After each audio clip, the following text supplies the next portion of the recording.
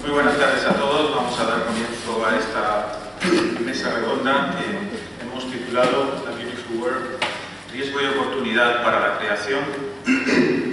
Queríamos con el título integrar los dos elementos que nos parece que ahora son esenciales, y en esto creo que estamos coincidiendo con el Papa Francisco. La creación es una maravilla y una belleza. La creación es la oportunidad de ser seres humanos, de vivir en un mundo, de desarrollarnos, de ser libres, pero la creación que ha sido puesta en nuestras manos, y hoy quizá más que nunca, esta creación tiene ciertos riesgos por la misma actuación que los seres humanos hemos llevado a cabo. Contamos con, luego los presentaré más pormenorizadamente, contamos con Joaquín Recasens Murillo, franciscano, profesor del Instituto de Ciencias Religiosas de Lleida. Contamos con el profesor catedrático Francisco López Bermúdez, catedrático de Geografía Física de la Universidad de Castilla. Esta es la quinta mesa redonda de los diálogos en la frontera, que es el nombre genérico en el que está integrado este ciclo de mesas redondas. Si recordáis, empezamos con Blade Runner, planteándonos la cuestión de qué es el hombre, la experiencia de la muerte, fue la segunda mesa, la crisis civilizatoria, la tercera, y la humanización de la economía, la cuarta. Y ahora estamos en la quinta, que precisamente trata sobre la creación, las posibilidades, las oportunidades y los riesgos que tiene la creación. Dijo nuestro querido Papa Francisco en Evangelii Gaudium número 56 que este sistema, que tiende a fagocitarlo todo en orden a acrecentar beneficios, cualquier cosa sea frágil, como el medio ambiente, queda indefensa ante los intereses del mercado civilizado convertidos en regla absoluta. Todo, la persona y la creación, quedan relativizados para obtener el máximo lucro, el máximo beneficio posible. Y últimamente hemos tenido la cumbre del clima, que se ha concluido, por desgracia, sin ningún acuerdo, pero nos temíamos que eso iba a ser así, sin ningún acuerdo. Y el Papa ha enviado una carta el día 12, hace nada, y en esa carta decía que he extractado dos elementos que me parecen sustanciales para la mesa redonda que vamos a tener hoy. Dice: las consecuencias de los cambios ambientales, que ya se sienten de modo dramático, subrayo aquí el adjetivo dramático, en muchos estados, sobre todo los insulares del Pacífico, que sabéis que se están viendo anegados por el crecimiento del océano, del nivel del mar, nos recuerdan la gravedad de la incuria y de la inacción. El tiempo para encontrar soluciones globales se está agotando. Esto ya es una llamada también patética. Se está agotando, de pazos, ¿no? de sufrimiento. Solamente podremos hallar soluciones adecuadas si actuamos juntos y concordes.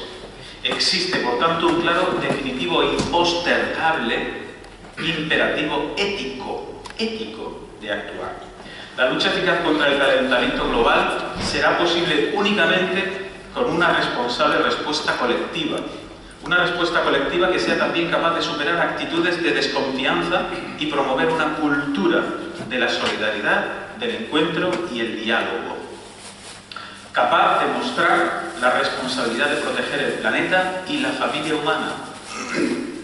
Como seguramente habréis oído, está preparando Francisco una encíclica sobre el medio ambiente que saldrá en breve, y en esta encíclica, estas son ideas tomadas seguramente de esa encíclica, que están avanzando, que va a venir en la encíclica, se fusionan los dos elementos sustanciales.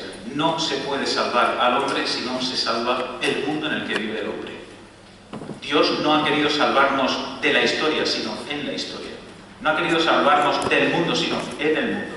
Por tanto, la preocupación por el medio ambiente y la preocupación por la persona humana están perfectamente unidas, y una va de la mano de la otra.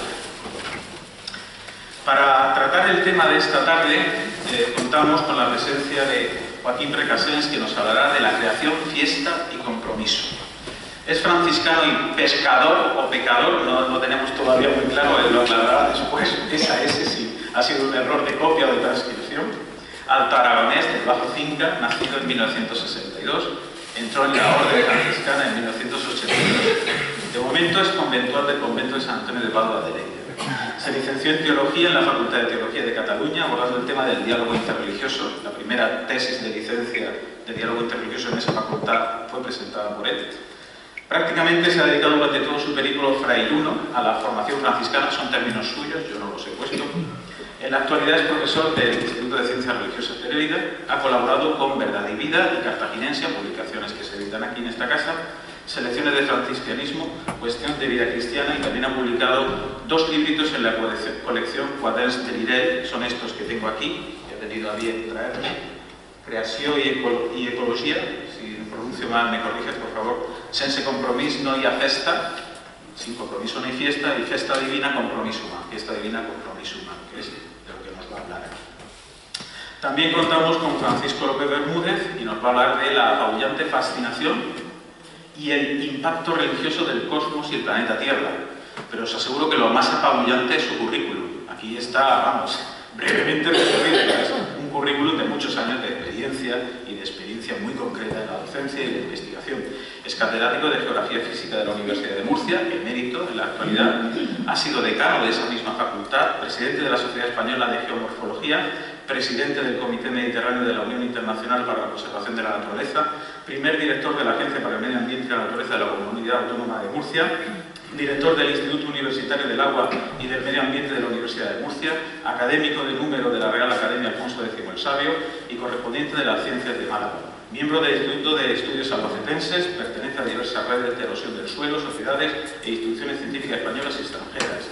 Su línea prioritaria de investigación se enfoca al estudio de procesos de erosión y desertificación en paisajes mediterráneos, que es esta su última y más importante precisión en la investigación. Es autor y o coautor de 250 publicaciones científicas, artículos y capítulos de libros, muchos de ellos de revistas y libros internacionales, y de una treintena de libros. Premio Nacional de Investigación Juan Sebastián Elcano del CSIC y Premio 2014 del Consejo de Biólogos de Murcia por la labor desarrollada en la difusión de la conciencia ambiental. O sea, que no esto es a gustar, ¿eh? Un montón de premios aquí se Bien, pues con esta presentación somera de los participantes, yo no me presento porque soy impresentable, por tanto no es necesario ni que lo ¿no? Es suficiente con la presencia aquí que estoy haciendo. Vamos a empezar con una participación de hasta 15 minutos del profesor Recasens y luego pasaremos al profesor López Bermúdez. Joaquín, tienes la palabra. Bueno, frente al mundo de don Francisco, ya que veis lo que me queda aquí, una pequeña maceta, ¿no? Entonces hablaré desde mi experiencia personal, porque la experiencia personal no te la puede rebatir nadie. Y entonces, pues diré, a mí se me sugirió, a partir de los títulos de estos 2 libros, ¿no? La creación como voluntad amorosa de Dios. Mi punto de partida, os hablo de la experiencia personal, ¿no? Mi punto de partida empieza en Barcelona. Yo dejo mi pueblo en el 3 de octubre del 82 para entrar en la orden y me meten en un convento. Mi pueblo, unos 200 habitantes, en aquella época 130, las calles no están asfaltadas. Para mí un rincón del mundo donde Dios se ha recreado, ¿no? Y con el paso del tiempo en Barcelona descubro que el polvo no huele, el polvo es pringoso, negro. Cuando llueve no huele a tierra mojada. Yo al principio no caigo en ello. Los pájaros no cantan. En Barcelona los pájaros no cantan y aquí en Murcia supongo que tampoco. Y en Barcelona se hacía de noche, pero el sol no se ponía. Y entonces mi descubrimiento fue este. Y vi que lo que era normal, a lo que yo no daba importancia, se manifestó en mí en forma de carencia. Y entonces ahí empezó a bullir algo. Descubrí, gracias a Dios, en otra orden no sé si lo hubiese hecho, en la mía es imposible no hacerlo. Soy hijo de Francisco de Asís, que tenía capacidad de admiración. Viví una serie de percepciones que actuaron como humus de esta capacidad de admiración. Y Francisco y el Evangelio fueron el clima donde pudo desarrollarse esta semilla. Empiezo como punto de partida estas percepciones, os explico anécdotas, pero que quedaron ahí y que han ido saliendo con el tema de la ecología. Recuerdo una vez en verano, voy al pueblo, bajo al huerto con Andrés y vemos al tío Vicente Larrocero que estaba en el huerto, estaba regando, voy a saludarlo, me da la mano, la lleva sucia de barro, ¿no? Dice, oye, te voy a ensuciar. No, hombre, no, pues al fin ya hablamos nuestra tierra. Veo que no te da miedo la tierra, Joaquín, y empezamos ahí. La tierra es buena. Pones un grano y te da una espiga.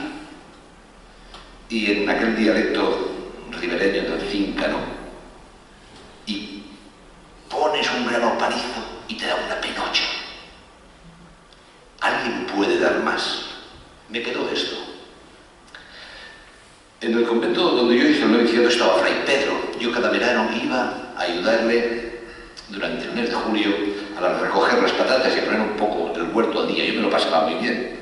Y el convento no dispone de mucha agua, por tanto se regaba con aguas fecales. Y me mandó a abrir el grifo y yo, esto me va a salpicar. No tengas tanto miedo, caray.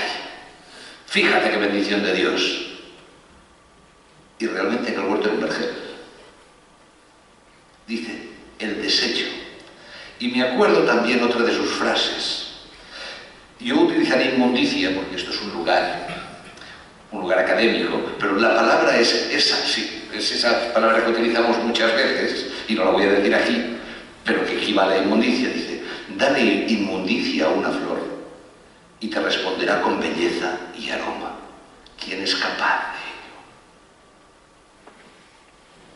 Primero de BUP, un profesor jesuita, Juan Bertrán, un maestro, nos hizo mirar los ojos de una mosca en una lupa binocular de unos 22% de aumento. Yo quedé algo en una cosa que es pequeña como la punta de este bolígrafo, aquella maravilla de cristales concatenados unos con otros formando un mosaico que total, ¿para qué? Un animal que no hace más que molestar y que ya sabéis por dónde vuela.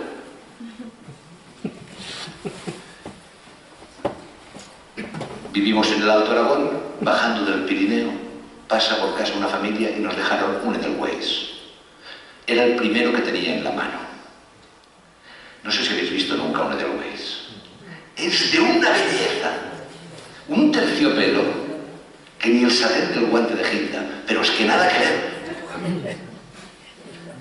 ¿Para qué caray crece una flor a 2.500 metros de altura si no la va a ver nadie? Es una belleza, algo. No hay duda de que esto lo tiene que hacer alguien por amor. Esta es la parte positiva. En cuanto a la ecología, recuerdo que era el año 90 y tantos, cuando se hacía la presa del Yangtze, este río chino que tenía que abastecer varias comunidades de millones de personas, era un desastre ecológico y por ahí. En el suplemento de un periódico, aquello que vas de viaje y aprovechas para comprar el periódico que en casa no recibes, y hablaba pues simplemente del desastre, pero que ciertamente que en esa parte del planeta tienen el mismo derecho a vivir con los mismos recursos que nosotros, que el planeta es la casa de todos, ¿eh? Y él planteaba que si Estados Unidos, Canadá, Europa y Japón, pues Indochina, China e India vivieran con los mismos recursos que nosotros, el planeta no resistiría. Entonces, voy cortando, porque me queda mucho. Gracias. Para verlo como voluntad amorosa de Dios todo esto, porque el planeta es la casa de todos, yo he recurrido a una figura, lo utilizaré como sofisma, a Duns Scoto. No soy filósofo, me guardaré mucho de citar a Duns Scoto, porque en esta casa hay monstruos escotistas, y si los monstruos viven en cavernas, la caverna del escotismo, no digo en España, en la península ibérica, es esta casa, porque hay auténticos monstruos. Por lo tanto, me ceñiré solamente a un sofisma. Scoto intenta utilizar la lógica deductiva para intentar demostrar la existencia de Dios. Y los atributos de Dios son indemostrables. Accede a ellos por la fe. Mi acceso a la creación es desde la fe. ¿Es un sofisma? Creo en el acto creador. No creo en la casualidad después de ver los ojos de aquella mosca. Y creo en el amor como atributo de Dios y como principio de vida. Sin ir más lejos, yo estoy aquí porque hace más de medio siglo el Ramonet y la Marité proyectaron su amor en mí. Ellos se querían y quisieron que aquel amor trascendiera a ellos. Y nacimos un servidor, luego nació Sergio, mi hermano. Entonces veo la creación como una necesidad de Dios. Dios, el que no tiene necesidades, tiene que crear por necesidad. La creación es el escenario que Dios necesita para ejercer de criatura. Y por supuesto, es voluntad de Dios. La creación es un proceso amatorio, un enamoramiento en permanente crecimiento que se consolida como alianza en la creación. Y la encarnación supone el matrimonio entre humanidad y divinidad. Dios está loco por la criatura. Por eso ahora que le ha salido de las manos. Y está tan loco de amor que tiene que proyectarse en él. Y ese es el motivo de la creación. Dios sale de sí mismo y en ese vacío que crea en su entraña, crea ubicada la creación. La creación es la entraña de Dios, el útero y la matriz. Dios no puede evitar el deseo de ser criatura. Desea vivir la experiencia de esta maravilla que Él mismo ha creado. Y se pone manos a la obra. Y lo celebraremos dentro de una semana. Dios mediante. Entonces, el hecho de que Dios quiera ser criatura, uno de nosotros, a mí me ayudó mucho a ubicar la creación Francisco de Asís. Sugiero que entréis en cualquier página web, y si no, que os regalen una estampita a los padres franciscanos del ITM, donde está el Cántico de las Criaturas. El Cántico de las Criaturas es una maravilla. Sitúa a Dios como principio y término de las cosas.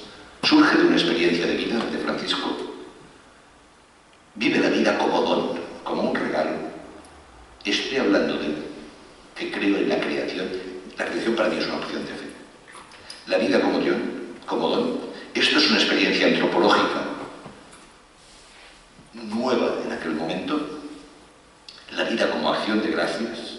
Fijaros, Francisco, en la medida en que su naturaleza se va malmetiendo, cuando es un auténtico desgarro humano, una piltrafa humana, que la naturaleza se le ha girado en contra porque está hecho polvo, los huesos descalcificados, desnutrido, no se aguanta, el nervio óptico que le duele, no oye ni torta, no ve, unos dolores tremendos. Es entonces cuando canta a la naturaleza, cuando la naturaleza está acabando con él. Supone el planteamiento de una nueva antropología. Si yo hablo de la hermana mosca, me pasará como aquel que utiliza la frase para enamorar a una mujer: tus dientes son como perlas. El que lo dijo primero fue Eugenio, pero si lo digo yo soy Nortea. Pues cuando Francisco, si yo digo la hermana mosca, pues, bueno, lo digo por inercia, pero es que Francisco, cuando llama hermana a la mosca, lo hace desde la experiencia de paternidad y de amor en el Creador. Y de criatura a criatura cero. De hombre a mosca posiblemente no, porque Dios se ha encarnado en el ser humano, no en un insecto. Pero desde la paternidad, desde la entraña, desde el útero de Dios, de criatura a criatura cero. Por eso la llama hermana, por el concepto que tiene de hermano en el Padre Nuestro. Y yo creo que Francisco hace algo que es único y que yo lo encaro desde ahí. Francisco ve la creación como prójimo. Y lo ve como prójimo desde el concepto del buen samaritano. ¿Y quién es el buen samaritano? El prójimo es la definición de prójimo que tenemos en el Evangelio. El buen samaritano es aquel que entabla relación con el herido y con la realidad del herido, sin importarle las causas de por qué está herido ni de lo que ha pasado antes.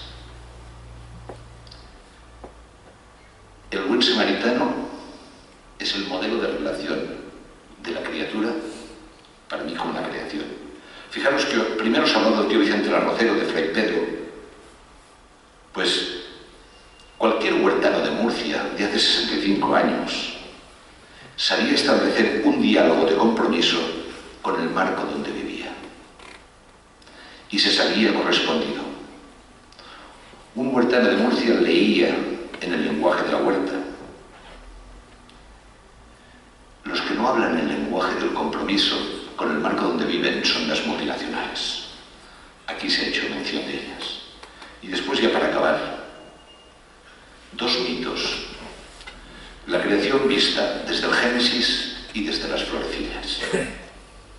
Eva está muy tranquila en el paraíso, la larita, una romicasita, se sale a dar un paseo y pataplaf. Se encuentra con la serpiente. Fijaros, Eva no va en busca de la serpiente.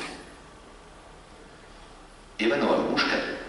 La serpiente representa el mal. Eva no va en busca del mal. El mal le sale al encuentro y Eva se tropieza con él. Y entonces, fijaros que Eva tenía una consigna de Dios, pero no había compromiso, no había alianza. Dios había marcado sus pautas, pero el hombre no se había comprometido con él. No hablamos de alianza todavía. El Éxodo es el libro siguiente. Pero vámonos a la florecilla 21, que tiene lugar en Gubbio. El lobo terrorífico. Francisco a Gubbio, todo el mundo quejándose del lobo. ¿Y qué hace Francisco? En lugar de que el lobo le salga al encuentro, se enfrenta a él al lobo y va en busca del mal.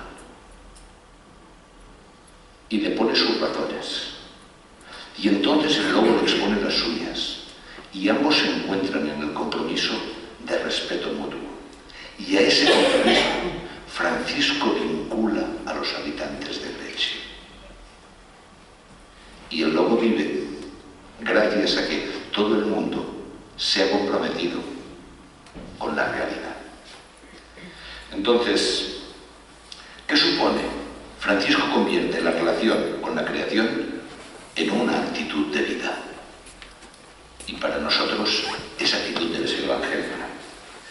Y acabo con esta pregunta: ¿cómo no va a ser bella la creación si es el lugar que Dios ha escogido para vivir la experiencia humana por amor? Desde el compromiso de Él mismo, ser humano. ¿Cómo no va a ser bella? Gracias. Muchas gracias, Joaquín. Vamos a pasar ahora a la intervención, después de esta exposición de la bondad, de la belleza, la bondad y la belleza de la creación que van unidas, sobre todo desde el punto de vista del pensamiento franciscano. Y ahora pasamos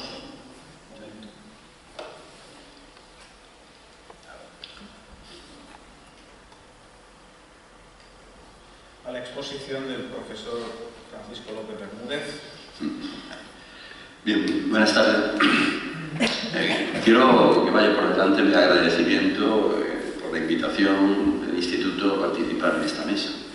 Tengo que confesarles que es la primera vez que participo en una mesa de este tipo, que siempre he participado en mi larga carrera de investigación y docencia en mesas dedicadas a la naturaleza, estudiando rocas, suelos, procesos de erosión, siempre problemas ambientales, ¿no?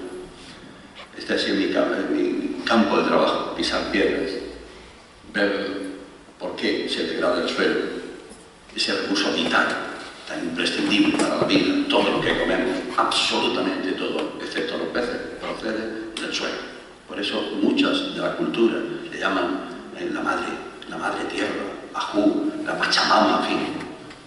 Bueno, pues entonces me perdonarán que, en fin, esta inmersión en este foro, en este evento frailuno, con mi mejor respeto, pues pueda, en fin, no sentirme pues lo a gusto que me sentiría si estuviese en un ambiente en el que yo me he dedicado siempre, que es el estudio de la naturaleza, que es lo que yo soy, un naturalista que ha tratado de entender el lenguaje de la naturaleza. Y me gusta además mucho enseñar el lenguaje de la naturaleza. Por eso me gusta salir siempre. La práctica que he hecho, lo he hecho en el campo, siempre con mis alumnos, y fuera de España, en el desierto y en todos los ambientes distintos. Porque una de las cosas más hermosas es entender los múltiples lenguajes que la naturaleza se expresa. La belleza que existe en la naturaleza entendiendo su lenguaje, ¿no? Y para eso pues, se necesita experiencia, campo, salgan al campo, sumérjanse en el campo, ¿no? Que será una de las formas más gratas, gratificantes de poder disfrutar. Bien, pues hecho este preámbulo, les diré que en la página que anuncia esta mesa, para mí hay 3 palabras clave. Fíjense: belleza, creación y frontera. Pues las estas 3 palabras, estos 3 vocablos están en el universo, en el cosmos, y están en la naturaleza. El sentido del ser humano, quizá una de las cualidades más genuinas del ser humano es la curiosidad, la necesidad de aprender, la necesidad de buscar, la necesidad de extender cada vez más las fronteras del conocimiento. Y esto desde que el ser humano es ser humano. Pero además esa necesidad de saber se ha ido expandiendo de acuerdo con la mejora de la tecnología. Y entonces se ha expandido ese conocimiento hacia lo grande, la cosmología, el mundo, los astros, de los que vamos a ver en una imagen, y hacia lo pequeño, hacia las partículas subatómicas. Es sorprendente lo que se ha avanzado tecnológicamente en estos 2 mundos tan dispares como es lo inconmensurable y lo que es también inconmensurable por la pequeñez del mismo, ¿no?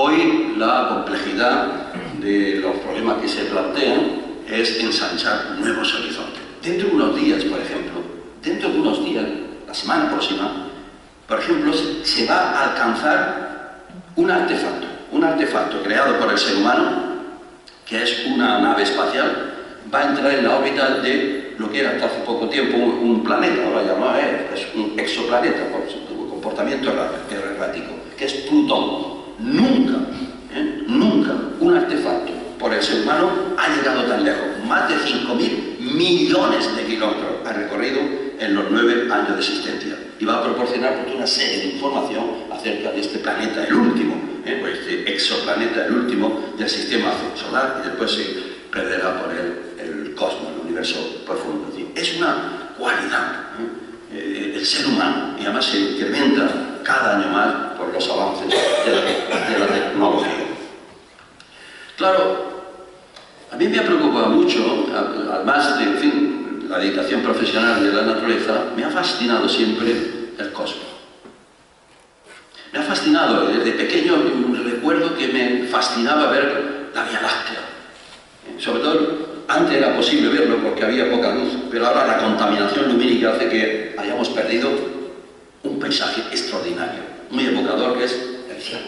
Por eso hay que irse a lugares oscuros, ¿no? Pero tanta luz nos ha robado el cielo. Es decir, no podemos contemplar la belleza de esa Vía Láctea que, sin duda, cuando estamos en un lugar adecuado y oscuro, es posible disfrutar. Pero cuántas preguntas creo que yo me he hecho y las formulo, y también se las formulo a ustedes. No tengo respuesta a la inmensa mayoría de ellos, pero ¿dónde? ¿Por qué surgió el universo? ¿El universo está en continua expansión? ¿Tuvo un principio? ¿El universo que tenemos va a tener fin? ¿Cuáles son las características que tiene?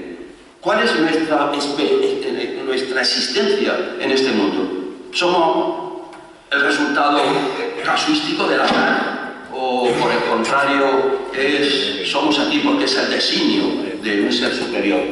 Son muchas las preguntas que nos hacemos continuamente. Desde luego las preguntas sobre el universo yo creo que han motivado siempre y preocupado a todas las generaciones del viaje de siglos.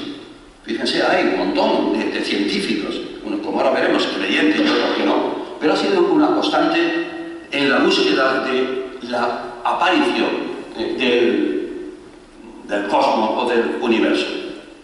Es una búsqueda incansable, extender cada vez más allá la frontera. Claro, fíjense que la frontera en el planeta en el que vivimos han sido todas holladas. Todas las fronteras han sido rebasadas. No hay ni un solo palmo de terreno, ningún territorio en el planeta Tierra que no haya sido hollado por la huella del ser humano.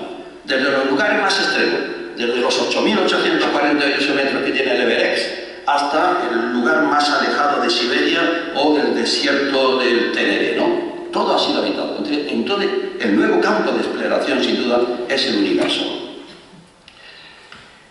La pregunta acerca del universo ha tenido siempre una discusión de siglos atrás. Ya ha habido muchos debates, muchísimas confrontaciones científicas, en personas creyentes y no creyentes. Ya al final, desde hace unos años, se ha encontrado una teoría que explica razonablemente el origen del universo, el famoso Big Bang, la gran explosión, como muestra esta imagen que le pongo ahí, ¿no? Claro, el Big Bang es el resultado del azar, o como dice el Papa Francisco, el Big Bang no contradice, como algunos científicos que ahora citaré exponen, sino que exige que exista Dios. El Papa rechaza, en las últimas declaraciones, que el origen del mundo sea obra del azar, del caos, sino que es el resultado de un poder supremo, es decir, de un creador, también como Joaquín acaba de decir, creado por amor, ¿no?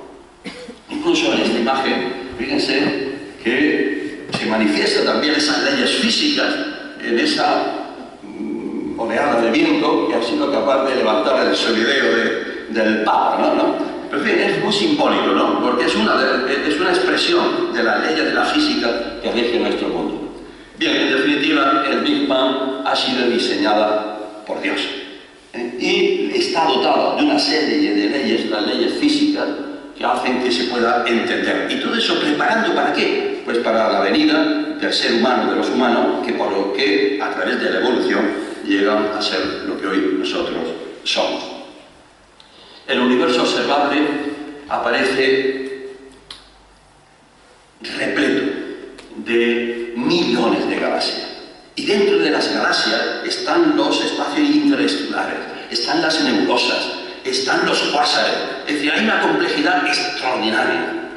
Es un mundo extraordinariamente complejo, como podemos ver en alguna de estas imágenes. Desgraciadamente, nuestro campo visual es muy limitado y solamente a través de los telescopios y en las distintas radiaciones, desde rayos X, rayos gamma, rayos ultravioleta, rayos infrarrojos, rayos visibles, es decir, todo lo del espectro electromagnético es capaz de poder observar, y mediante los grandes telescopios, el más famoso de todo eso, el Hubble, como saben, es posible las imágenes que vamos a ver. Nuestros ojos son muy limitados y no podemos observar pues esa belleza, ese colorido, esa explosión de color que las galaxias tienen.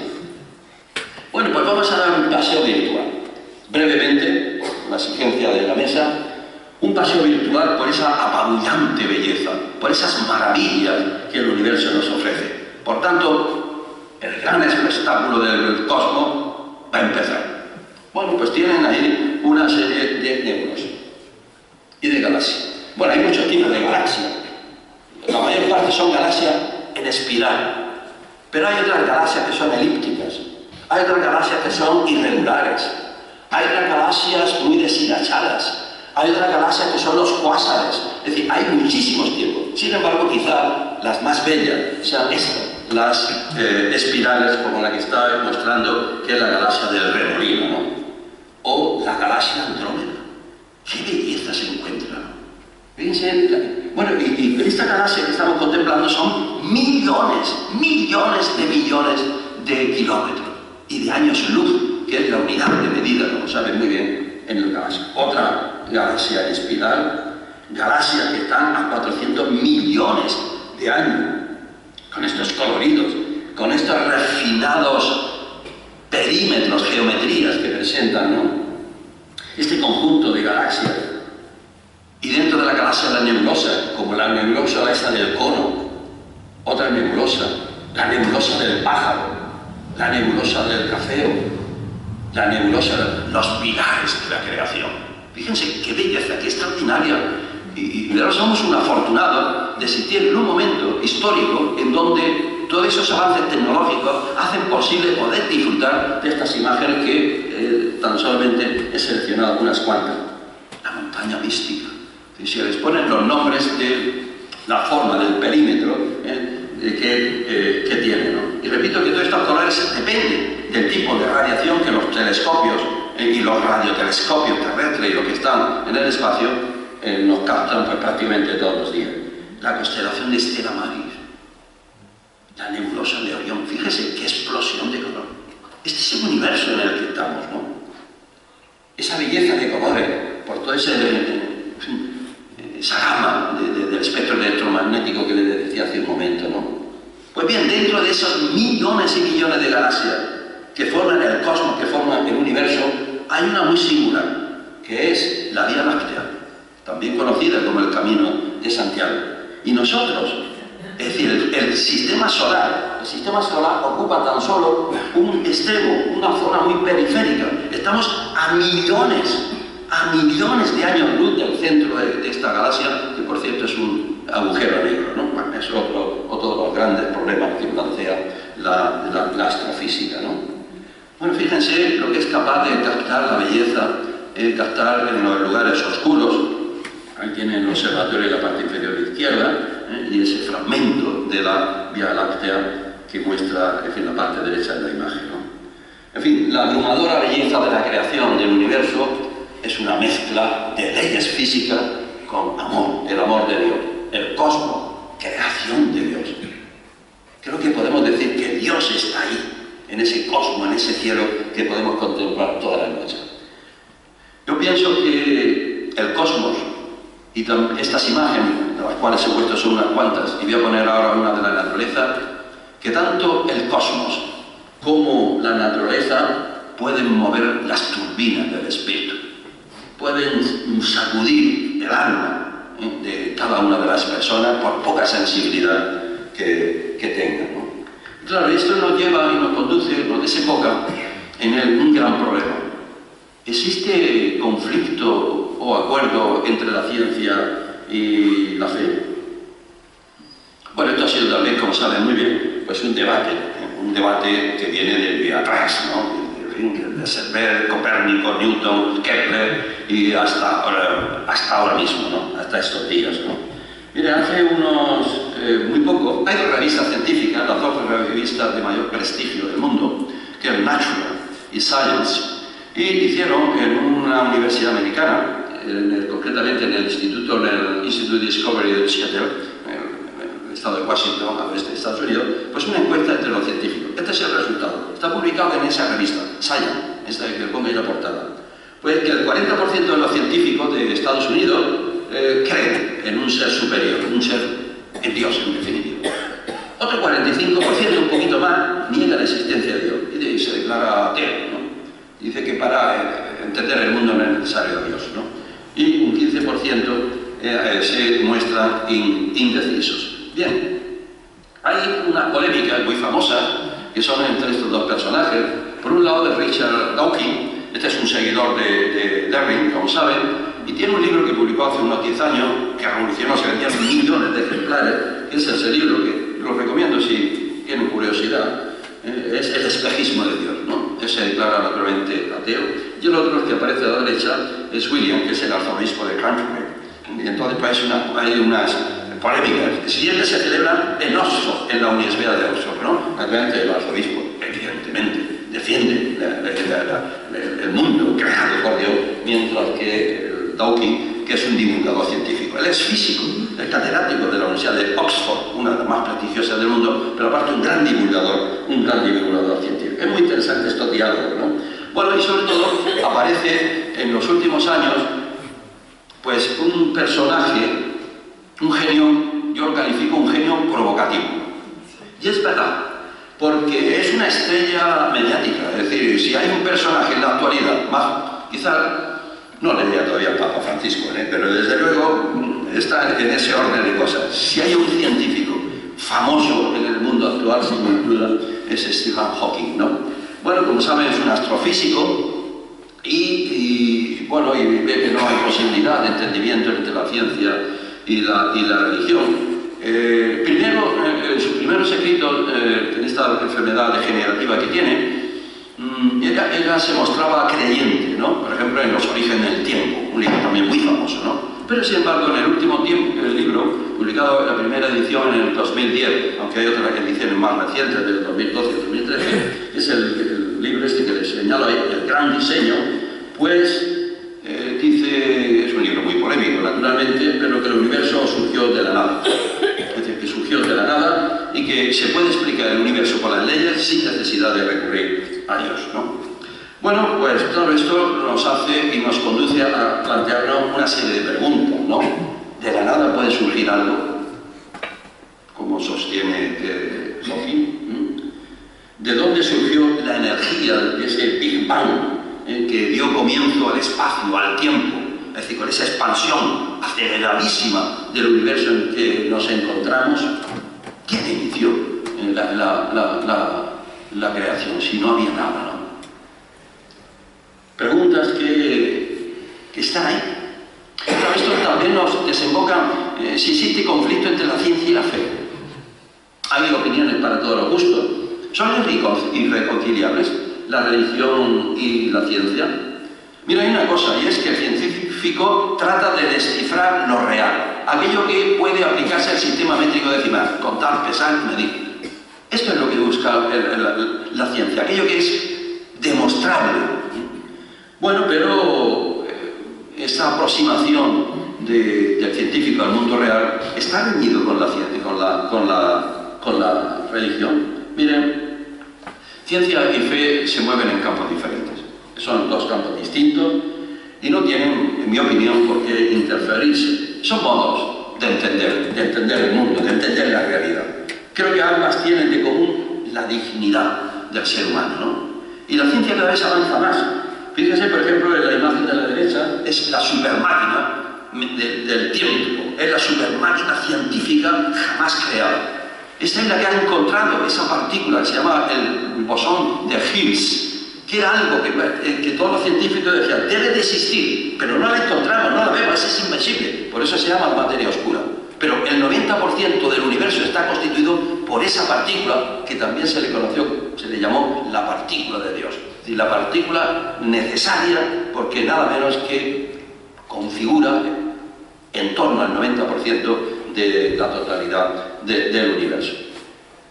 En fin, el don de la ciencia es descubrir, desde luego, y admirar esa belleza, ese lenguaje, que antes decía el lenguaje de la naturaleza, pero también el lenguaje del cosmos, ¿no? En el ser humano existe una espiritualidad que no está marcada por las leyes de la materia, no está marcada por la física, sino que está marcada por la fe. En definitiva, el universo se creó, y valga la redundancia, por creación. Y no se puede explicar el universo solamente por las leyes de la física, sino que se necesita otro aspecto importante. Se necesita explicar a través de la fe. Bien, bueno, pues esta imagen puede expresar esta síntesis de que Dios sigue siendo necesario, pese a ese supercerebro que es Hawking, como antes le decía, y otros muchos, pero también recuerdo que hay grandes científicos como Kepler, Copérnico, Galileo, Newton, todos estos que eran creyentes, ¿no? Bueno, pues Dios es necesario para poder explicar el universo en el que nos movemos. Y muy recientemente el Papa Francisco decía que el don de la ciencia nos enseña a custodiar la creación y a no destruirla por esas actitudes, por esos comportamientos, por esas políticas depredadoras que están acabando con los recursos naturales de la Tierra. Miren, los principales problemas ambientales que la Tierra tiene y que pone en peligro no solo las generaciones futuras, las presentes, sino las futuras, son el cambio climático, derivado por la altísima contaminación que se está vertiendo en la atmósfera, del cual hablará ahora nuestro amigo Bernardo. Es la deforestación, es la pérdida del suelo, es la pérdida de esos recursos básicos, de esa conjunción de suelo y agua que son los capaces de crear la vida y absolutamente todo lo que comemos, menos el pez. Es decir, el 90%, como antes decía, de lo que comemos procede de la agricultura, procede de esa conjunción entre el suelo y el agua, y solamente un 7% de la humanidad, de los 7.000 millones de personas que habitamos en el planeta Tierra, solamente vive del consumo del pescado. Es decir, la importancia que tiene el suelo, y sin embargo se está degradando a pasos agigantados. La deforestación, la contaminación por metales pesados, la contaminación de agua, la basura, la sociedad de consumo, todo eso son los problemas que están acabando y están poniendo en riesgo pues, la existencia de una población creciente. No olviden que en 1950 el planeta Tierra estaba habitado solamente por 2.500 millones de habitantes. ¿Saben lo que somos ahora? 60 años después, pues hemos rebasado ya los 7.000 millones, los 7.000 millones. Y claro, fíjense que la Tierra es limitada, es la que hay, y el suelo que hay, y el agua que hay, no hay más. No hay más. Por tanto, si se degrada, fíjense el futuro que pueden tener la alimentación de las generaciones futuras. Bueno, brevemente ahora, dentro de ese cosmos, hay un minúsculo planeta dentro del sistema solar, que es el escenario donde se desenvuelve la vida. Reúne unas condiciones tan idóneas que es un planeta diseñado para albergar la vida. En todo el sistema solar no se conoce ningún otro planeta que te reúna las condiciones, que esté a la distancia justa del Sol para poder albergar lo más importante, que es la vida. Saben que ahora, en la reciente, esa nave espacial, el Curiosity, que está hollando y recorriendo la superficie de Marte y tantos otros sondas que salen al espacio, ninguno reúne las condiciones para la vida como es la Tierra. Es un planeta en continua evolución, de tal forma que Lovestock, un gran naturalista, la bautizó hace unos años con el nombre de Gaia. Es decir, es un planeta vivo, es un planeta que está ligado a una serie de procesos de la atmósfera, de la hidrosfera, de la litosfera, es decir, es un planeta vivo, y de ahí el cuidado que tiene que tener el uso y gestión que se haga de esos recursos. Bueno, esta imagen de la izquierda es una imagen icónica. Es la primera imagen que se obtuvo desde el espacio exterior, desde el Apolo 17. Fue en 1972. Y es impresionante cuando los seres humanos, los habitantes, podemos ver por primera vez, se pudo ver por primera cómo era la Tierra, ¿no? La derecha es una imagen mucho más reciente, unos 40 años después, tomada por una nave soviética, la Soyuz, que es de bastante más resolución. Bueno, pues al principio a estas imágenes se les llamó la canica de vidrio, como aquello cuando éramos pequeños y jugábamos en la calle, ¿no? Bueno, después esa canica de vidrio se ha transformado en la canica azul, porque lo que ven los astronautas es una inmensa bola azul, por el color de la atmósfera y sobre todo porque la Tierra es un planeta de agua. Las 3/4 partes de la Tierra está formada por los mares y los océanos, ¿no? Bueno, pues la Tierra es un complejo sistema de aire, de agua, de suelo, de rocas, y todo esto preparado para la vida, y que da lugar, pues hay paisajes tan bellísimos como la sierra como este paisaje del Pirineo aragonés. No puede disociarse nuestro planeta de los fenómenos de la vida, desde la vida de todo, el enorme respeto que hay que tener por la vida en todos los órdenes, ¿no? La Tierra nos ofrece un conjunto de paisajes impresionantes. Son paisajes que nos sorprenden, es el lenguaje de la naturaleza, paisajes que nos maravillan, paisajes que nos inundan de belleza, ¿no? Como estos paisajes alpinos, como el nuestro, ¿no? O este paisaje de los Andes en la Patagonia chilena, en la Patagonia de ese cono de América del Sur. Pero también no solo los paisajes verdes del agua son los bellos. Aquí les muestro el paisaje del Sinaí. He tenido la fortuna de estar por ahí. Bueno, pues este paisaje impresionante es lo que se ve desde la parte alta, el Sinaí, o la belleza de los desiertos. Miren, la publicidad ha trastocado la sensibilidad de las personas, de tal forma, sobre todo en parajes, en regiones semiáridas como la nuestra, donde se ha tratado de instalar con la publicidad la verdefilia. Es decir, todo lo que se identifica como bonito siempre es lo verde, y sin embargo se desprecia y se degrada separar lo que es árido, lo que es seco. Es decir, hay una verdefilia por un lado y una aridifobia por otro, ¿no? Y es importantísimo esto, la belleza que también se puede encontrar en los medios semiáridos, la biodiversidad que se puede encontrar en los medios semiáridos y la belleza plástica y estética que es posible contemplar, como vemos estas imágenes del Hogar, del sur de Argelia. ¿Qué belleza es capaz de producir la tierra? Estas aguas, estas lagunas de agua salada en el desierto líbico, ¿no? Bueno, o la belleza en cosas tan sencillas, ¿no? Como son estos ripples, como son estas sinuosidades que presentan las dunas, ¿no? Fíjense qué belleza, la belleza del Tassí en el sureste de Argelia, ¿no? O este pitón de basalto proyectados hacia el cielo, ¿no? Qué maravilla, ¿no? Qué paisajes que parecen pinturas, ¿no? Bueno, estos paisajes labrados, esculpidos por el viento, o estos oasis. Bueno, la Tierra es el planeta, ese planeta, es la canica azul, ese planeta azul, y es un recurso esencial para la vida. Este es el seguro, aunque no lo crean, el seguro en cada espalda, ¿eh? Es el seguro en cada espalda, ¿no? Bueno, y para finalizar, le diré que la naturaleza es enormemente creativa. Realmente el hombre, los diseñadores, los plásticos, imitan a la Tierra, imitan a los paisajes. Porque la Tierra ofrece unos paisajes, unos escenarios, unos ecosistemas, si lo prefieren, que son una escuela de la mirada. Por eso disfruten, salgan al campo.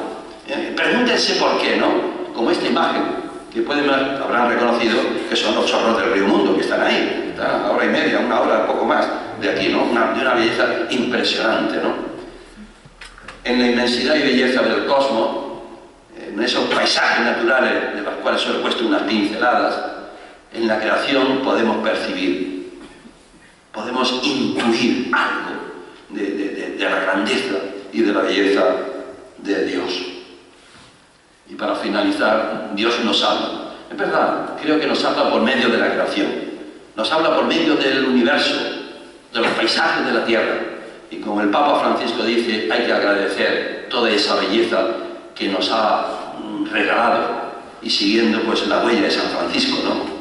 En fin, esta imagen de la Sierra de Urbasa, en Navarra, de este otoño, puede ser un ejemplo de esa belleza inconmensurable que la Madre Tierra nos puede ofrecer.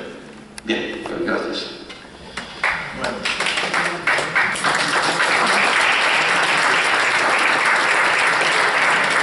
Eso empezaremos el diálogo, Yo quiero también preguntarles a ustedes. Ya le he hecho algunas preguntas, pero espero tener la respuesta por parte de... El profesor Francisco solo se ha comido 10 minutos de mi tiempo, pero no lo hemos notado, ¿verdad? No lo hemos notado. Ha sido suficientemente ameno como para no notarlo.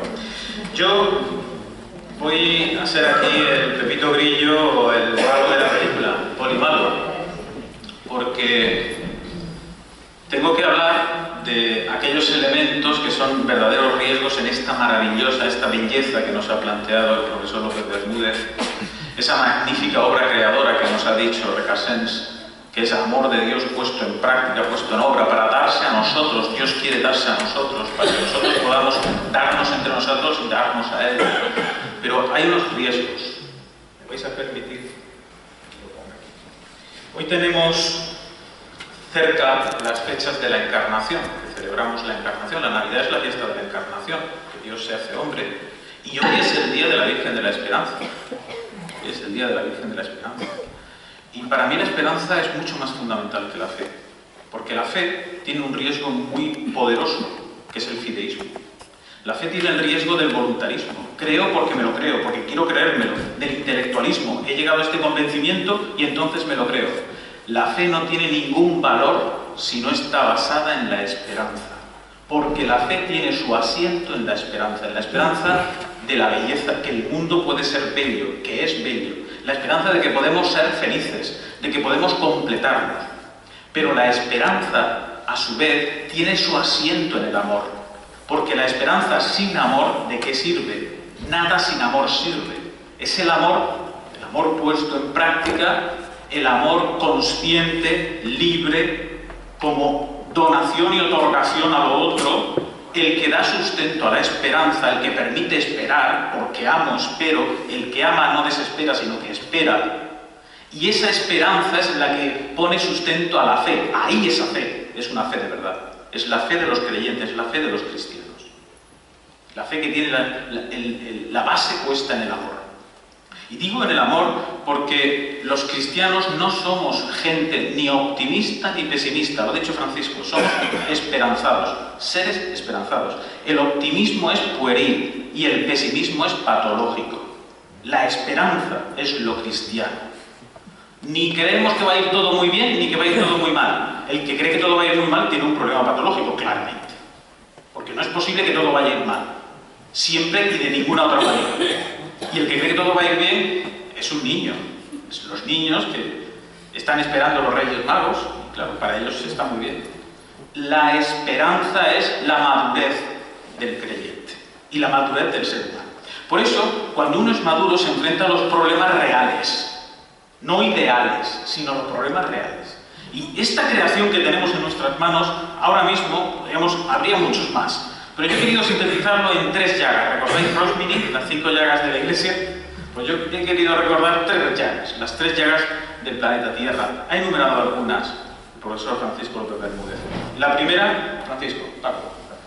La primera, la polución del aire. La segunda, la acidificación de los océanos. Y la tercera, la contaminación. He cogido estas 3 porque para mí son sintomáticas del riesgo. Pero cuidado, es un riesgo que no nos está dado de una forma automática. Es un deus ex machina que se va a producir y no, está puesto en nuestras manos.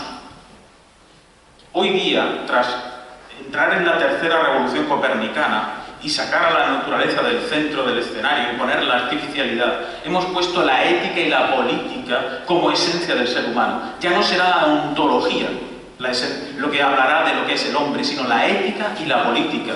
Nos decidimos nosotros, aquí está escoto por todos sitios, la voluntad, nos decidimos nosotros a ser seres humanos cabales, y para eso tomamos en nuestras manos la responsabilidad de nuestro mundo y de nuestro futuro. Por eso, nada es irremediable, todo tiene remedio. Pero si nos ponemos, como ha dicho el Papa Francisco en la última carta, si nos ponemos todos juntos, todo tiene remedio. Mira, vamos a empezar con una imagen que es del día 17 de diciembre de 2014, antes de ayer. En la página web de Killing Cure, Killing fue el profesor que empezó a medir el CO2 en la atmósfera. El CO2 se le ocurrió a un profesor, porque en Estados Unidos no tiene otra cosa que hacer los profesores, pues ¿verdad? Oye, pues vamos a medir el CO2, a ver cuánto mide. Y entonces empezó en 1958 a medir ese CO2. Y tenemos series fidedignas de tomas en el aire de CO2. Pues bien, veis que hay una línea que pone 400, son partes por millón. 400 ppm, partes por millón de CO2 en la atmósfera.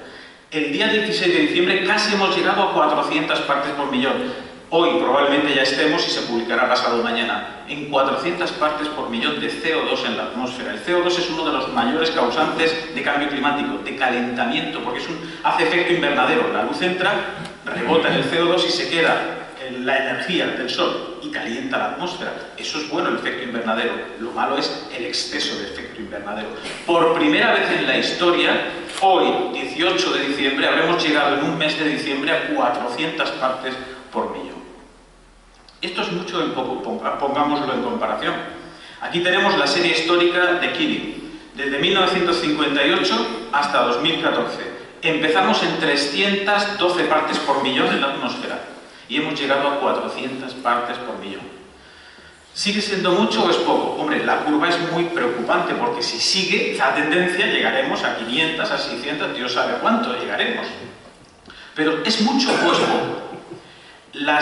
Los cilindros de hielo que se han sacado en los glaciares de los Alpes y en las grandes montañas nos dan datos, porque el hielo sabéis que atrapa el oxígeno y el CO2 cuando se va posando, y con una tasa que se conoce de tiempo se va convirtiendo casi en un cronograma. Y tenemos desde 1700, la era industrial, cuando empieza la revolución industrial y empezamos a quemar carbón y más carbón, no, aquellas nubes negras, lo que ahora hay en Pekín, en China, que está todo negro del carbón, pues eso estaba en Londres, en Chester, en cualquier población británica, incluso las francesas. Mirad, empezamos en 1700 con 275 partes por millón y hemos acabado, fijaos la curva, en 1958. Es exponencial, ya no es lineal, es exponencial. ¿Es mucho o es poco? Pues mirad, los hielos de la Antártida, esos cilindros, nos dan 800.000 años de CO2. 800.000. Fijaos que el pico más alto no superó nunca los 300 partes por millón. Nunca. Y entre el CO2 y el calentamiento hay una relación directa. A más CO2, más calor en la atmósfera. Eso es así. Cuando sube el CO2, sube el calor y se derriten los hielos. Cuando baja el CO2, baja el calor y se crea otra vez una capa de hielo en la Tierra. Y ahí tenemos las épocas glaciares. Baja el CO2, época glacial. Coinciden. Exactamente. Sin embargo, fijaos el peligro que tiene esa curva hacia arriba de los últimos 50 años. En 800.000 años nunca pasamos de 300 partes por millón. Lo hemos producido nosotros. Es antropogénico. El CO2 no es naturaleza. Sí, las emisiones de metano que pueden tener las vacas, es bastante, las emisiones de metano no son suficientes para explicar ese aumento. Claro, ¿cuáles son las consecuencias, los efectos del CO2? Pues es el calentamiento global. Entre 2008 y 2012 ha habido una variación de más 2 grados de crecimiento de temperatura en los polos, en las zonas más cálidas, en general en todo el planeta. Solo se ha enfriado una pequeña parte, ved el azul, una pequeña parte de la Antártida. Y ahí los negacionistas del cambio climático dicen, se enfría la Antártida. Pero soburro, no se enfría la Antártida. Está habiendo un enfriamiento local muy concreto. El resto se está calentando. Luego, el planeta se está calentando. Otro efecto, lo que llaman hiato climático. ¿Qué está pasando? Que a pesar de haber tanto CO2, no crece mucho la temperatura. Prácticamente solo ha crecido 0,7 grados en los últimos 50 años. ¿Por qué no crece más? Porque el CO2 está siendo atrapado por las aguas del océano y el calor se está sumergiendo a 500 metros de profundidad. Se están calentando las aguas sumergidas del océano. Y ese calor tiene que salir. O sea, eso no va a estar ahí eternamente. Se está calentando todo el planeta como una olla a presión. Poco a poco. Muy poco a poco. ¿No? ¿Conocéis aquello de la rana, no? Si echamos una rana a un cazo de agua fría y empezamos a calentarlo, nunca saltará y se cocerá. Si la echas cuando está hirviendo, inmediatamente salta y no se cuece, ¿no? Pues estamos cociendo la atmósfera. Fijaos, esto es una imagen de la NASA. Imagen de hace 2 semanas. Es una columna de metano a 500 metros de profundidad en la costa de Seattle, en Washington, la costa oeste de Estados Unidos. Es una columna de metano. ¿Por qué? Porque el metano está congelado en el océano. Está congelado en forma de hidrato de metano. Pero cuando se eleva la temperatura unos grados, se convierte en gas y empieza a fluir. Y eso está sucediendo. Ahí es una columna que llega hasta 180 metros de profundidad, de 500 a 180, y se diluye en el océano y sale a la atmósfera. El metano tiene 20 veces más de efecto invernadero que el CO2. Eso está sucediendo ahí, pero está sucediendo también en Siberia. Ese agujero tiene 30 metros de diámetro y 60 metros de profundidad. Se produjo hace 2 semanas, no sabían por qué se había producido. Ahora han descubierto la causa. El permafrost que está debajo, el hielo perpetuo que está debajo de la Siberia, se está derritiendo. Y de pronto libera todo el metano que hay de golpe y crea una explosión y genera ese cráter. Y esos cráteres se están reproduciendo por toda Siberia. Y ahora han encontrado la explicación. El metano está saliendo a la atmósfera porque el permafrost que tapa los residuos que han generado ese metano se está derritiendo. Otro efecto, por ejemplo, en 2009 fue la primera vez que se abrió el paso del noroeste, la primera vez en la historia que un barco pudo cruzar el océano glaciar ártico por el norte de Canadá de un lado al otro. Y todos los noticieros, yo lo recuerdo bien, publicaron: esto va a abaratar costes porque ya no hay que dar la vuelta. A ver, ¿es que somos cazurros o qué nos pasa? Sí, esto puede abaratar costes, pero que se derrita el Ártico no es una buena noticia, ni para el comercio, ni para la economía, ni para nadie. Y están peleándose Rusia, Canadá, Estados Unidos por el subsuelo porque hay mucho petróleo. Es pírrico, es una victoria pírrica. Al final, ¿qué vamos a obtener de allí si se derrite el Ártico? Sabemos que el hielo funciona de espejo, refleja. la luz solar. Si se derrite el hielo, el agua absorbe más calor y se calienta más rápido el planeta. Esto es la Antártida, la que dice que crece. Sí, crece el hielo superficial, pero disminuye la profundidad de la capa de hielo. Se está derritiendo. ¿Por qué? La costa occidental de la Antártida, por debajo son banquisas. El agua fluye por debajo. Son aguas cálidas. Aguas cálidas. Han descubierto que tienen temperatura cálida, no tienen 20 ni 30 grados, pero respecto a las otras son cálidas y están derritiendo el hielo de la Antártida, que puede hacer subir el nivel del mar unos 60 metros, porque son banquisas que están sobre tierra y agua. Cuando se derrite la que está sobre tierra, eleva el nivel del océano. Esto es una imagen del 12 y 13 de julio de 2013 tomada por la NASA. Se quedaron muertos en la NASA. El 12 de julio tenía todo ese hielo en blanco. El 13 no había hielo. El hielo superficial se había derretido todo. Luego se volvió a congelar. Pero la primera vez en la historia que todo el hielo superficial de Groenlandia se derrite de golpe.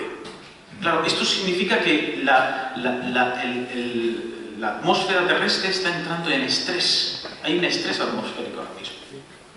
No podemos controlar lo que está sucediendo. Esto es la jet stream, ¿no? Esta corriente de aire del chorro, la corriente del chorro que cruza todo el hemisferio norte y que tiene una modulación, la línea roja es la modulación normal de la jet stream, que hace que las corrientes de aire, pues frío, caliente, bueno, sobre todo frío, bajen hacia abajo. Sin embargo, en junio de este año, la corriente es la naranja, se ve bien así, la naranja ha variado completamente, por eso tenemos un clima tan raro, que hemos tenido el mes de noviembre más cálido de toda la historia, de toda la serie, el mes de noviembre más cálido y el mes de octubre más cálido de toda la serie. Y luego tendremos, en Estados Unidos es el más frío de toda la serie. Son elementos extremos provocados por el CO2. Esta es la imagen real. ¿Veis que está deshilachada? La corriente de chorro no es homogénea, está deshilachada. Otro elemento que es muy importante es la acidificación de los océanos.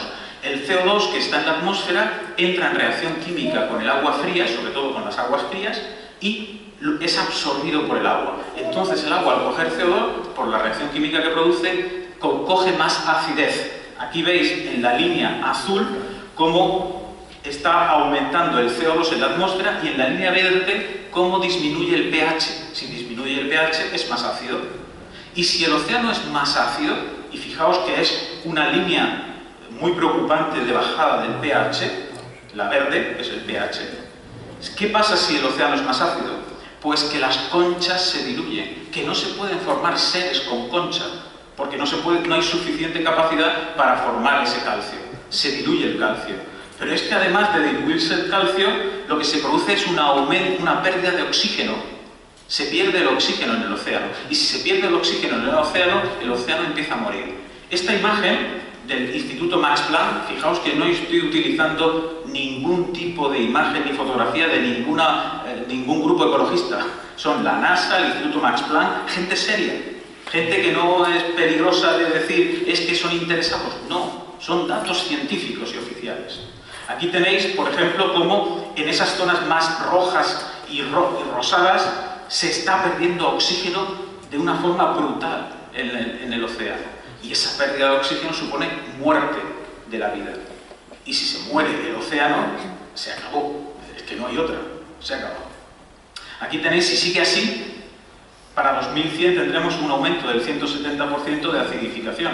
Y todo eso rojo que veis es tanta acidez que prácticamente no será agua capaz de contener una vida, digamos, superior, sino vidas minúsculas o como extremófilos, casi ya extremófilos. Aquí tenéis otro de los elementos, es la contaminación. Voy muy rápido para que tengamos tiempo de comentar. ¿Veis? Esas manchas rojitas son plásticos en el océano. Hay océanos de plástico. Hay un documental muy bueno, que lo podéis buscar en Radio y Televisión Española, que se llama así, Océanos de Plástico. Claro, son diminutos, ¿no? El plástico muy pequeñito, pero los peces lo comen. Las tortugas lo comen, ¿no? Los tiburones lo comen, les abren y tienen de todo ahí dentro y acaban muriendo de eso, por nuestra contaminación.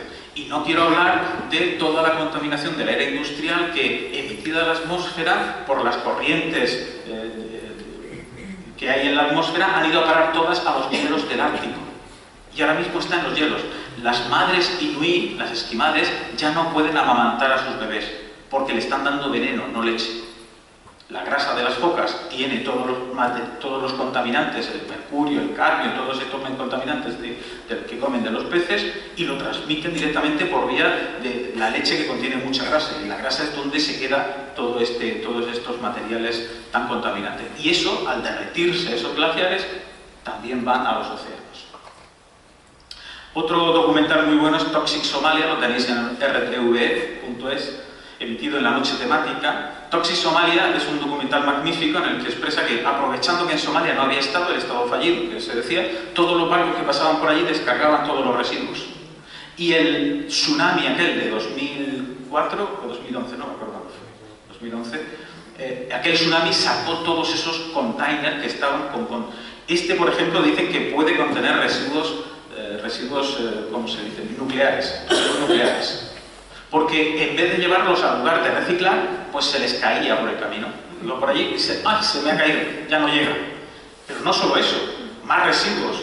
Estos son imágenes de África. Todos nuestros ordenadores, nuestros móviles, todo eso, nosotros, cuando yo compro un ordenador, pago, porque lo dice la ley, un canon para que se recicle.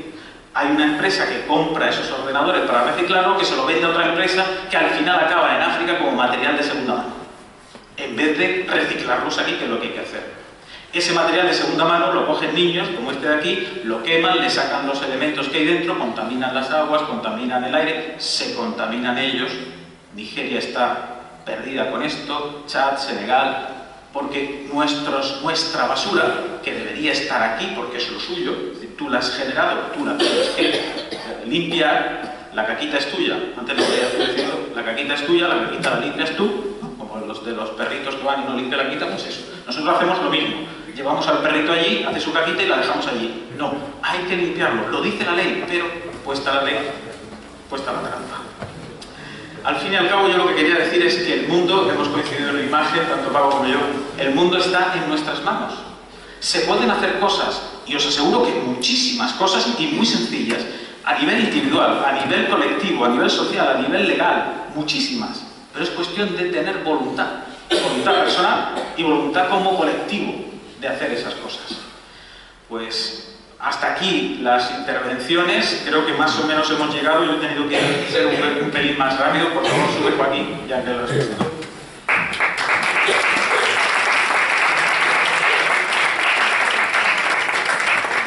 Y ahora, si os parece, tenemos aquí un micrófono y así se oye mejor. Algún alumno que quisiera participar y se llevara luego algún puntico y esas cosas, para llevar el micrófono a los pues muchísimas gracias, se agradece. Entonces, Magis, perfecto, estás apuntado. Vamos a empezar, tenemos unos 20-25 minutitos para antes de cantar los villancicos, y aquellos elementos que os hayan parecido interesantes de comentar o aquellas preguntas que queréis hacer a cualquiera de la mesa, pues ahora se abre el turno y podemos comentar, incluso nosotros también podremos debatir. ¿Tenemos alguien que se atreva a romper el fuego? Seguro que sí, por aquí tenemos una palabra concedida. Sí, pero se me va a oír. Quería hacer un comentario... Por favor, el micrófono y así. Que tiene relación entre la ciencia y la fe. He ido tomando nota de lo que han ido diciendo los profesores y me ha recordado, para hacer referencia de la relación, que parece que la ciencia y la fe pueden ir de forma dispar por un camino diferente, pero también hay cierta similitud o unidad entre la ciencia y la fe. Referido a que, por ejemplo, pongo el ejemplo de un astrónomo, Alan Dressler, que nuestro profesor sabrá a quién me refiero, astrónomo, hemos hablado de la astronomía, la cosmología, que a mí me gusta muchísimo, me ha apasionado lo que ha puesto usted ahí, indica que lo más importante es el sentido de la existencia humana. Y entonces hizo un comentario diciendo que la gente ya no cree que la humanidad esté en el centro físico del universo, la humanidad, sino que debe volver a creer que está en el centro del sentido. Entonces mi pregunta es que cualquiera de los tres, pues a todos los que estamos aquí de oyentes, me puedan interpretar esta frase de Alan Dressler, astrónomo, físico astrónomo, y que dice esto. Dice, debe volver el ser humano a creer que el ser humano está en el centro del sentido, no en el centro del universo. Porque el universo es tan enorme, tan grande, en lo pequeño y en lo grande, que nos hacemos tan pequeños que lo mismo uno puede decir, no existe Dios, o uno puede decir, Dios es inmensurable, con la grandeza de la creación. Puede irse el ser humano a los dos extremos. Para no irse a los dos extremos, dice este astrónomo, por lo visto, cree en el Dios creador, dice, creer que el ser humano está en el centro del sentido. Gracias. ¿Qué sería eso? Sí, la pregunta es muy clara y precisa. Quizás Joaquín querría responder lo del centro del sentido. Bueno, intentaré. Pienso que, a ver, intentar buscar el centro del universo, cuando el hombre era el centro del universo, costó muchos sinsabores, ¿no? Y bueno, a partir del 1600 es cuando se descubre que el Sol no da vueltas alrededor de la Tierra, sino que la Tierra, bueno, tampoco nos ha cambiado la vida. Que ahora no somos el centro del universo, tampoco nos ha cambiado, no nos va a cambiar la vida. Yo pienso que lo del centro del sentido, pero no del universo, del sentido de la vida. El hombre tendría que tener, y aquí se está reflexionando, yo pienso, a Paco, a Bernardo, yo les he visto más preocupados por la vida en el planeta que no por la vida del planeta. Lo que pasa es que la vida del planeta implica la vida del planeta. Pero esto es nuestro hogar. Y yo lo había dicho al principio, ¿no? Y todos tenemos los mismos derechos. Y estamos convirtiendo nuestro hogar. Es como si en las casas que tenemos cada uno de nosotros, los que ocupan la casa tienen los mismos derechos porque la habitan. Imaginaros que en vuestros hogares hubiera una habitación condenada a y ahí hicierais vivir a alguien. Un poco la cosa va por aquí. Yo pienso que más que situar el centro, yo pienso que lo que hay que situar en el centro es el sentido. No sé si he respondido. ¿Sería dar sentido a la vida? ¿Dar sentido a nuestra vida? ¿Y por qué no? Pienso que Bernardo ha hablado al principio de la esperanza. Creo que va por ahí. Creo que va por ahí, sí. Creo que sí. No, esta idea antropocéntrica que existía, de que el ser humano era el centro del universo, en fin, la ciencia, la astronomía, la cosmología lo ha desmentido. Pero yo creo que es muy interesante tener esta humildad de reconocer del ser humano, porque estamos ocupando un planeta minúsculo. El planeta Tierra es nada. Pero es que además el planeta Tierra está dentro de un sistema solar, de lo que hay millones y millones. Pero es que el sistema solar solo ocupa un extremo ahí, en un barrio marginal de la galaxia, ¿no? Pero bueno, es que esta galaxia, de lado a lado, son 100.000 millones de kilómetros. Y esa galaxia no es una de los millones y millones. Creo que efectivamente esto nos debe conducir a una actitud de humildad, de profunda humildad, pero al mismo tiempo de profundo agradecimiento, de estar. ¿Por qué? ¿Por qué se ha elegido? ¿Por qué se ha elegido este planeta? Que por otra parte es el único que tiene hasta ahora conocimiento para la existencia de la vida, ¿no? Entonces yo creo que esa idea antropocéntrica de que el ser humano era el centro del universo, naturalmente la ciencia sí lo ha desmentido y lo ha demostrado prácticamente todos los días, pero eso no debe conducir eso, a una actitud de humildad y no de prepotencia, que es la actitud que desgraciadamente muchos tienen, políticos y no políticos, ¿no? Pero yo creo que la actitud de humildad, que me parece que es fundamental, a mí me parece que hay otra actitud que hoy día de responsabilidad. Yo siempre me refiero a un libro pequeñito de Karl Jasper, que publicó, sabéis que es un filósofo alemán, que publicó cuando terminó la Segunda Guerra Mundial, y se llama el libro La culpa. Os recomiendo vivamente que lo leáis. Es pequeñito y se lee con facilidad. La culpa. ¿Quién tiene la culpa del nazismo? Se plantea. y yo me lo podía plantear hoy, ¿quién tiene la culpa de destruir el planeta? Porque tenemos una ventana de oportunidad de muy pocos milenios para la existencia de vida inteligente en el planeta. Sabemos perfectamente que dentro de 1000 millones de años no podrá haber vida en la Tierra siquiera. Dentro de 1000 millones de años no lo habrá. Decís, 1000 millones de años son muchos. Bueno, pero en la mente de Dios no son nada. O sea, ¿cómo Dios ha hecho un proyecto que va a durar 1000 millones de años? Solo 1000 millones de años, ¿eh? Después se acabó la vida en la Tierra. La Tierra es esa canica que ha producido vida, pero vida superior, simplemente 500 millones de años, y quedan 1000 millones de años. No queda más de vida en la Tierra. Ni inteligente ni no inteligente. E inteligente a este ritmo, ni 100. Porque en vez de inteligente estamos siendo estúpidos. Yo lo voy a la responsabilidad, porque la responsabilidad apela a la libertad. Y la libertad apela a la conciencia y a la voluntad. Que es lo que somos seres humanos. Conciencia y voluntad. Y digo, somos responsables de hacer lo que va a ser el futuro de este planeta. Humildad, reconocimiento de esa descentralidad, no somos el centro del universo, pero somos responsables. Por primera vez en la historia, el mundo está en nuestras manos. ¿Lo podemos destruir o lo podemos recrear día a día? Somos la primera generación en la historia de la humanidad capaz de destruir. Por eso apelo a la responsabilidad. Porque en la culpa, Jasper habla de que todos compartimos, los seres humanos, por existir una culpa metafísica. Si se muere un niño de hambre en África, yo tengo culpa metafísica, porque comparto la humanidad.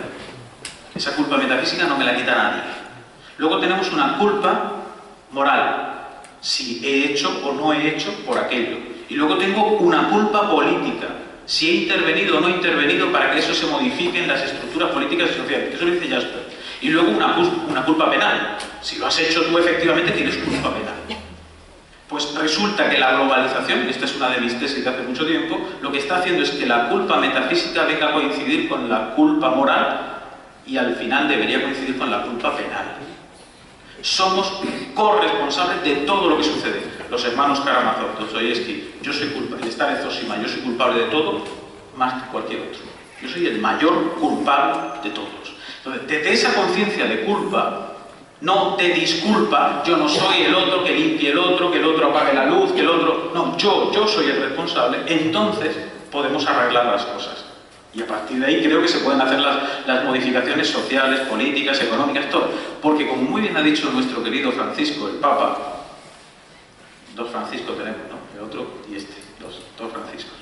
Nuestro querido Papa Francisco muy bien ha dicho, las responsabilidades las agarramos todos para... Es que tiene este lenguaje, como es de allí, ¿cómo se llama la zona esa de Argentina? Es que no me sale.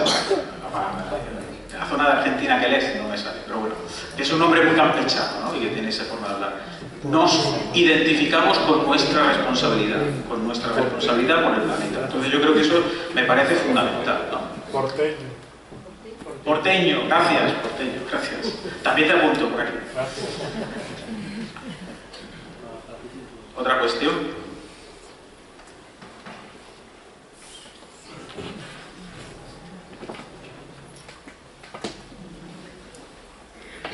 Por allí hay una palabra tomada.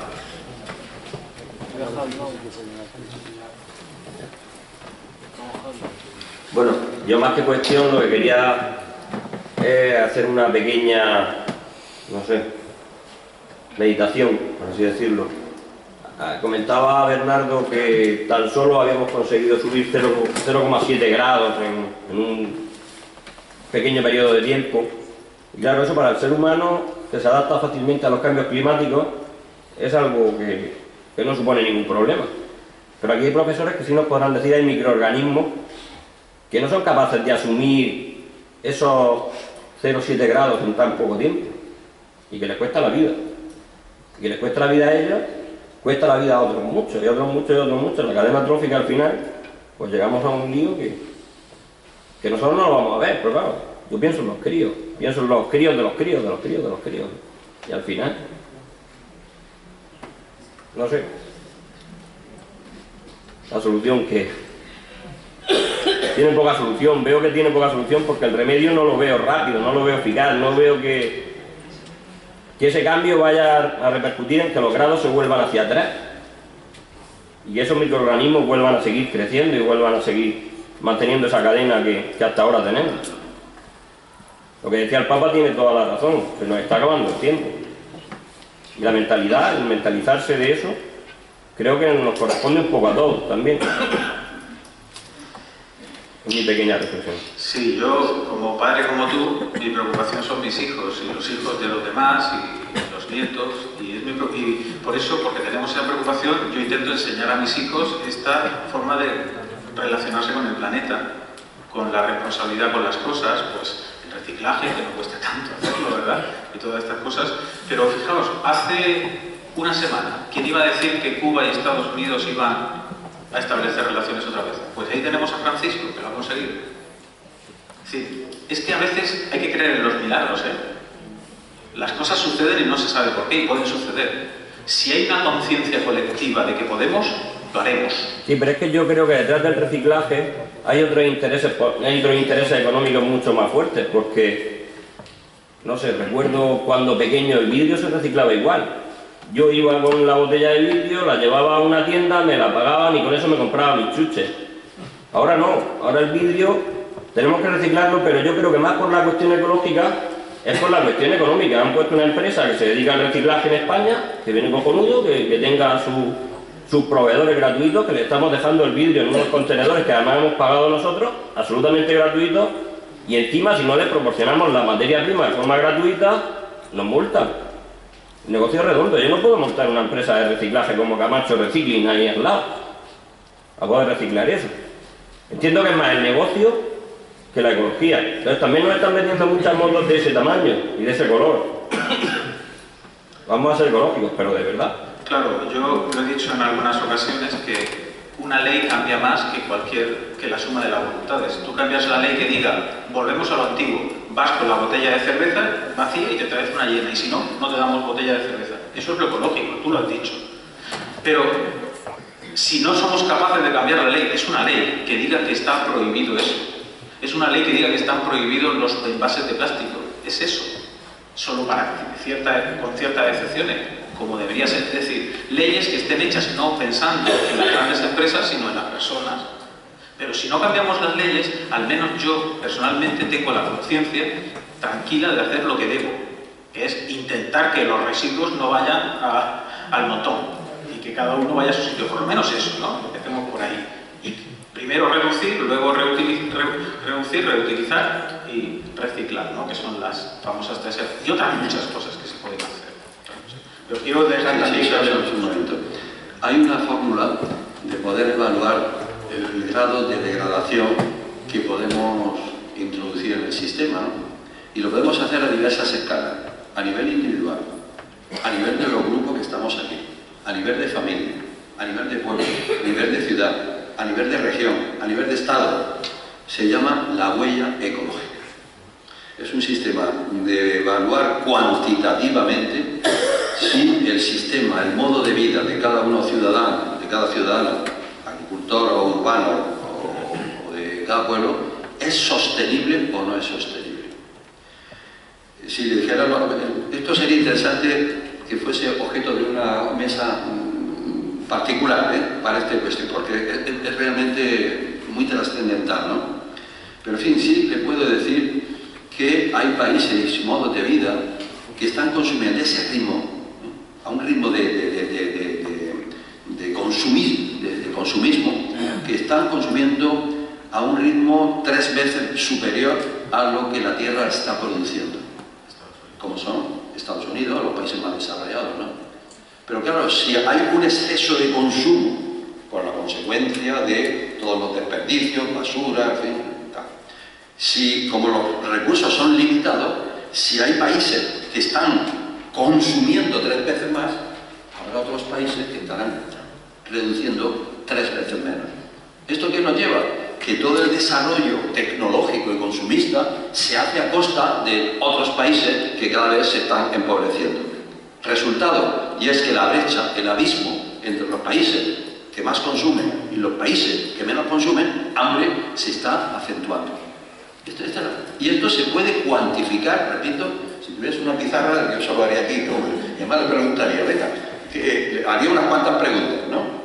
Acerca del modo de vida. Y al final uno puede llegar, bueno, pues mi huella ecológica en el país es sostenible o no es sostenible. Desgraciadamente esto que se debiera de explicar, se debiera de publicitar, nada, y esto no hay nada. Efectivamente, porque la mirada de la inmensa mayoría de las políticas es a corto plazo. ¿Qué programa tiene una trascendencia del más allá, de lo que va a pasar dentro de 50 años? ¿Cuántos políticos piensan, perdón, me enfado, ¿no? Pero ¿cuántos piensan en sus nietos, en la vida de sus nietos? ¿Cuántos en su programa? Nadie. El horizonte no es más allá de 4 años. Y es verdad que... ¿Y entonces esto a qué conduce? Pues conduce, pues eso, a un consumismo desaforado. Es verdad, y repito, todo lo que se hace de esa forma es a costa de los recursos que se le están esquilmando a otros países. Y sobre todo cuando se viaja, se aprende mucho, sobre todo cuando se viaja con el corazón a la escucha y con los ojos bien abiertos, ¿no? Es cuando uno ve pues, esta realidad, ¿no? Entonces es muy importante eso, conocer, si quieren hacer mismo la fórmula, entren en internet, pongan huella ecológica y aplíquensela. Y al final ya verán qué sorpresa, ¿no? Al final, una cosa alegre, pues mi vida es buena, mi huella ecológica es sostenible. Pero ya verán. Bueno, perdón. Sí, pues, si no hay ninguna otra cuestión, si hay, por favor, tenemos todavía para una última pregunta o cuestión. Y si no, pues, damos la palabra a Joaquín, si quieres decir alguna última cuestión, un último resumen o apuntar alguna idea última que te haya quedado en el tintero para ir concluyendo. Pues, como tú sabes muy bien, la huella ecológica sostenible es la de mi suegra, tú ya lo sabes, ¿no?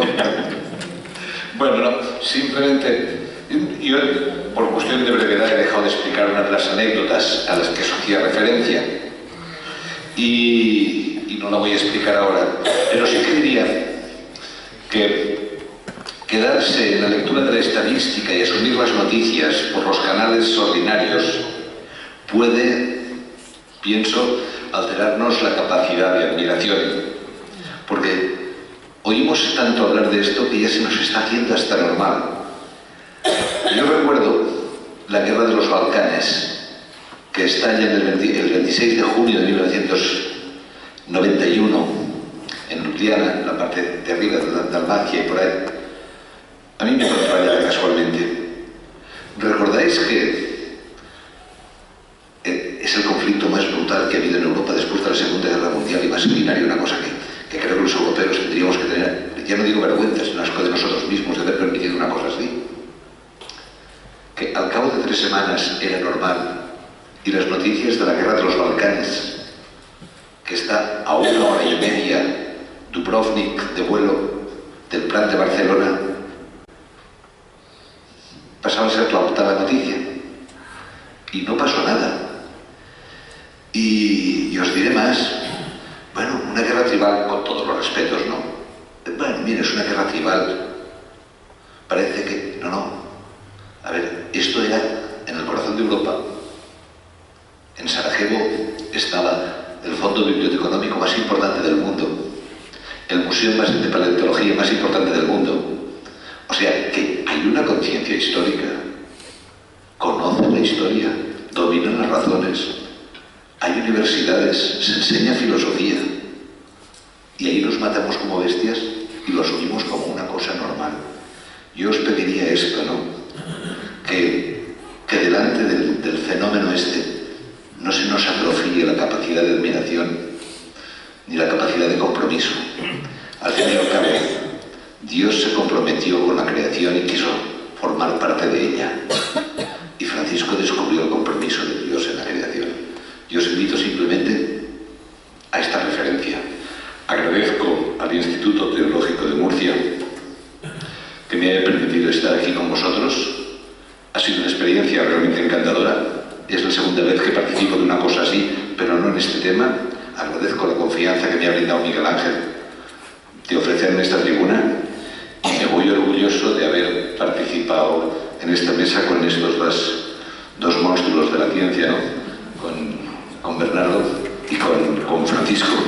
Esto de mi currículum.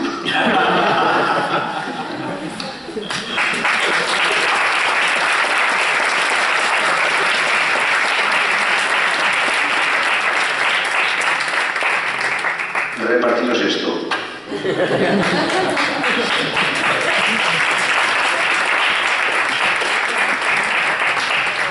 Bueno, ahora le damos también la última opción de réplica, si quieres decir algo que te haya quedado en el tintero, alguna admonición final.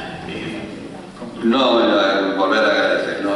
Esta, como he dicho al principio, es una experiencia más participar en este tipo de foro en un ambiente no religioso o monjil, ¿no? Pero sí, la verdad que también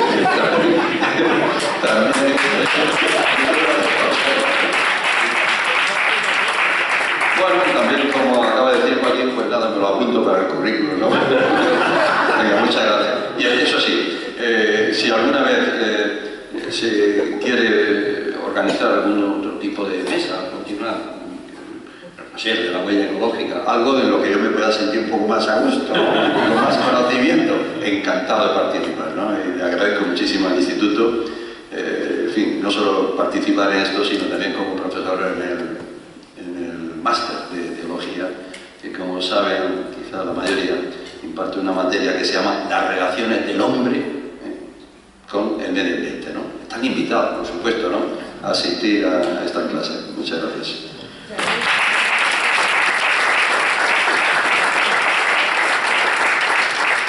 Agradecemos a los dos profesores. Yo el calificativo de monstruo no lo suelo utilizar mucho, Joaquín y Francisco, por haber estado aquí y habernos aportado una visión preciosa y precisa de lo que es la creación, de la belleza de la creación, la maravilla de la creación.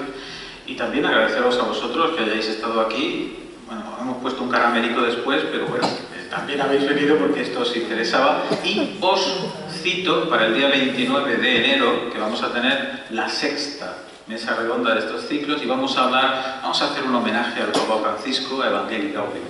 Vamos a hablar de Evangelii Gaudium, de los aspectos sociales, políticos, económicos que suscita y de cómo este hombre, sin una encíclica, con un simple documento que es programático y con 5 o 6 numeritos dedicados a eso, ha revolucionado completamente la visión que tienen muchos creyentes y muchos hombres de lo que es la humanidad y lo que es la sociedad y lo que debe ser la sociedad. Por tanto, os doy las gracias por venir y os convoco para el día 29 de enero. Muchísimas gracias.